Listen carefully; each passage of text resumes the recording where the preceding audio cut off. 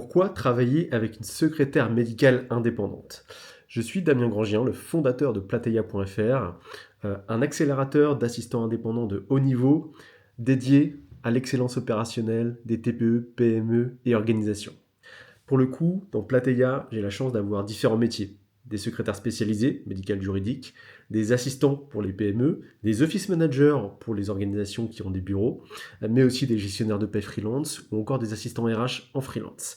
Tous ces professionnels qui sont basés en France, qui ont de vraies compétences développées, qui sont agiles au niveau des pratiques de l'entreprise, qui sont digitalisés, donc capables d'apporter aussi une structure digitale, et qui forcément comprennent les nouveaux enjeux des entreprises agiles.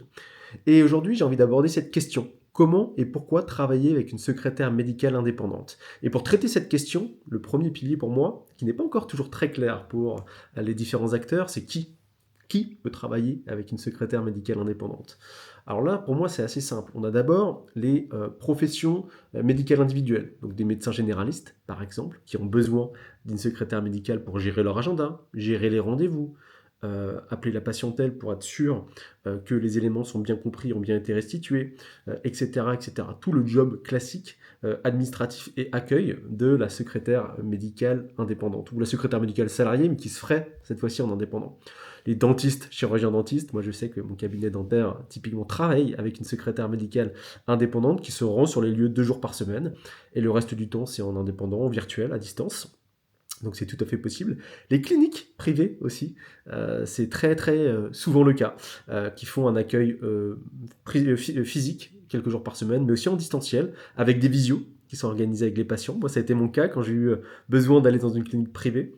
Donc avec tout l'onboarding de comment allait se dérouler l'opération, ce qu'il fallait faire avant, pourquoi c'était important, plein d'éléments d'information, typiquement, qui auraient pu être faites par une plaquette, mais qui n'ont aucun sens via une plaquette, puisqu'on ne comprend pas et on a encore plein de questions, étaient faites par cette secrétaire médicale indépendante qui a pris le temps d'onboarder, d'expliquer, d'avoir ce cadre d'empathie nécessaire dans la relation entre un cabinet, ici une clinique privée, et son patient ou son client selon les différentes dispositions.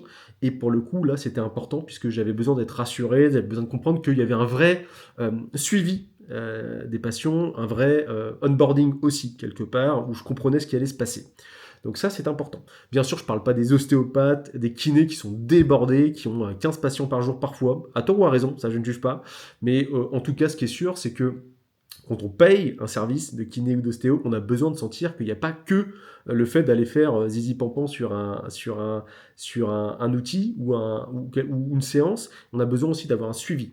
Parfois sur des remboursements, parfois sur les facturations, parfois sur le suivi mutuel, parfois sur les prises en charge, voilà, plein d'éléments que la secrétaire médicale peut traiter. Et ça, c'est important. Parce que ça ajoutera aussi un côté satisfaction client et l'envie, enfin, satisfaction client-patient, vous me comprenez, hein, et l'envie de revenir aussi vous voir. Parce qu'en fait, il y a souvent de la difficulté de choisir le bon professionnel de santé et de rester avec lui sur le long terme, notamment sur ces métiers-là. Il faut être honnête, c'est une réalité. Et donc le fait d'avoir une secrétaire médicale indépendante en plus qui suit les éléments, qui est capable d'apporter de la valeur, du service patient, du service client, mais qui est un service patient ici, ça rapporte forcément des éléments supplémentaires. Bon, ça c'est important. On a aussi bien sûr des entrepreneurs dans les startups de santé. Ça c'est important d'avoir une secrétaire ou une assistante indépendante qui maîtrise le jargon digital et le jargon aussi médical. Bien sûr, on ne va pas lui demander de faire des interventions, c'est pas le but, notamment dans une startup, c'est pas le but de la startup non plus. Mais on va lui demander de comprendre de quoi il s'agit pour être capable de mieux maîtriser son job et être plus engagé dans son job. Donc ça c'est très très important d'avoir des gens qui ont une maîtrise de la sémantique et une maîtrise des enjeux du secteur. Et c'est ça aussi, la secrétaire médicale indépendante. Maîtrise de la sémantique, maîtrise des enjeux du secteur, compréhension des codes du secteur. C'est pour ça qu'il ne faut pas n'importe quel type d'assistant pour vraiment venir vous accompagner sur ce type de choses. Alors, les laboratoires d'analyse médicale, c'est très fréquent aussi qu'ils fassent appel à des secrétaires médicales indépendantes, puisqu'en général, le temps nécessaire n'est pas de 35 heures, on a besoin de moins de temps et des gens hyper spécialisés.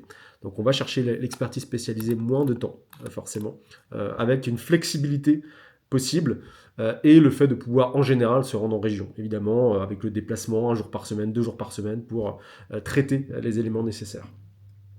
Bien sûr, les EHPAD, les résidences spécialisées médicalisées sont aussi en général assez friandes du fait de faire appel à des secrétaires médicales indépendantes, du fait de ne pas avoir besoin de contrats de 35 heures par semaine, mais malgré tout d'avoir besoin d'expertise sur le sujet. Bon, ça c'est qui?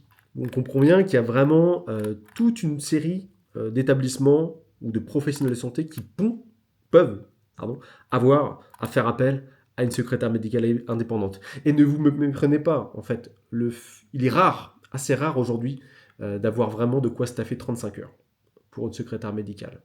Parce qu'en fait, aujourd'hui, il y a tellement d'outils technologiques qui aident aussi à la création des dossiers, au suivi des dossiers, à l'organisation générale des cabinets, qu'en fait, la valeur ajoutée va bien évidemment être dans le suivi de ces éléments, dans les relances, etc., mais surtout dans la satisfaction patient, dans l'accompagnement patient, de côté administratif et côté compréhension de ce qui est en train de se passer.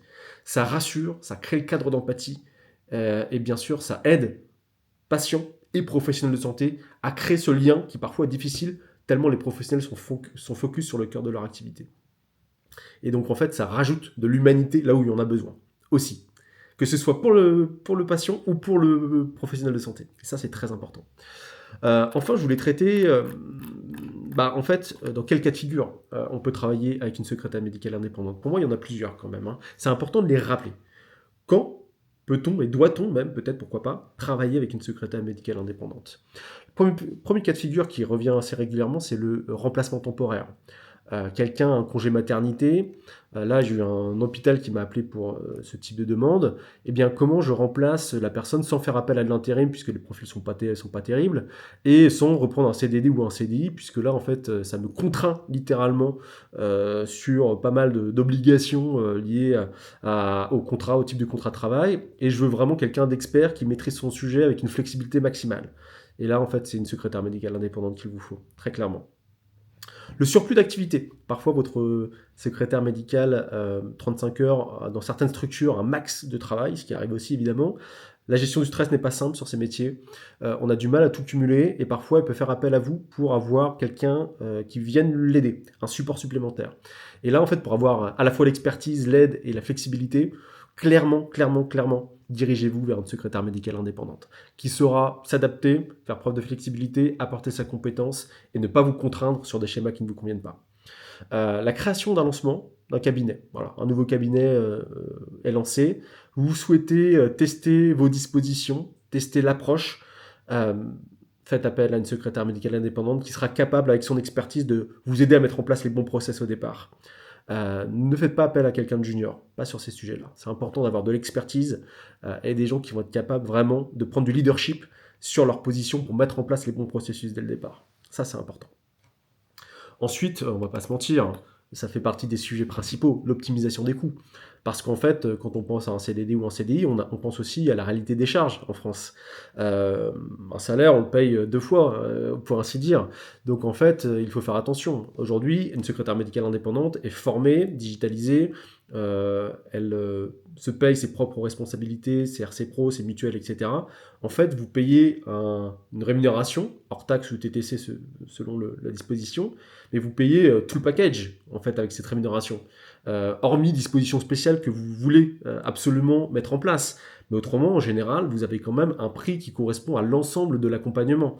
Et quand on prend en compte tous les éléments que constitue un contrat de travail, les calculs sont vite faits. Quand on a besoin d'une secrétaire médicale 10, 15, 20 heures par semaine, croyez-moi, vous allez très très rapidement vouloir vous diriger vers la secrétaire médicale indépendante.